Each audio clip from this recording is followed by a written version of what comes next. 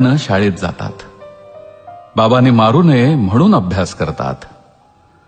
बाबांच्या दहशतीखाली शिकत राहतात.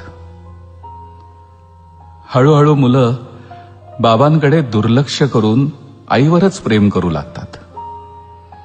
मनामधून बाबांना काढून टाकतात आणि आईच्या चरणावरती सर्वस्व अर्पण करतात. बाबांपासून 4 हात लांबच राहतात. मुलं आईचं गाणं गातात. मुलं आईवर कविता करतात. कोणतंच मूल बाबाला दुधावरची साय म्हणत नाही, लंगड्याचा पाय म्हणत नाही, वासराची गाय म्हणत नाही. बाबांसाठी मुलांकडे शब्दच नसतात. मुलाच्या पायाला ठेच लागली तरी मुलं बापरे म्हणत नाहीत आणि साने गुरुजींनाही श्यामचा बाप दिसत नाही. आई घरात असली की कसं घर भरल्यासारखं वाटतं. बाबा घरात असले की मात्र स्मशान शांतता. मुलं शपथ सुद्धा आईचीच घेतात. बाबा शपथेच्याही लायकीचा नसतो. बाबा असतो केवळ मुलांच्या नावाच्या आणि आडनावाच्या मध्ये, नावापुरता. मुलं विठोबाला माऊली म्हणतात, धरणीला माय म्हणतात आणि देशाला माता म्हणतात.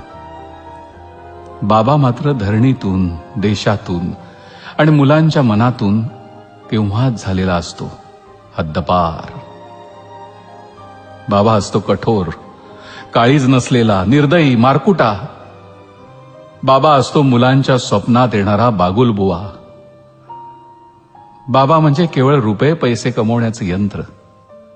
तेवढं काम त्यानं केलं की त्याचं कर्तृत्व संपलं. पण मग असं असूनही बाबा मेल्यावर मुलांच्या छातीत धडकी का भरते? का ओघळतो मुलांच्या डोळ्यातून पाऊस? का वाटतं मुलांना पायाखालची जमीन सरकल्यासारखी? का वाटतं मुलांना की आपण बेसहारा झालोय म्हणून? का हंबरतात मुलं बाबा मेल्यावर? का मुलं घाबरतात बाबा गेल्यावर?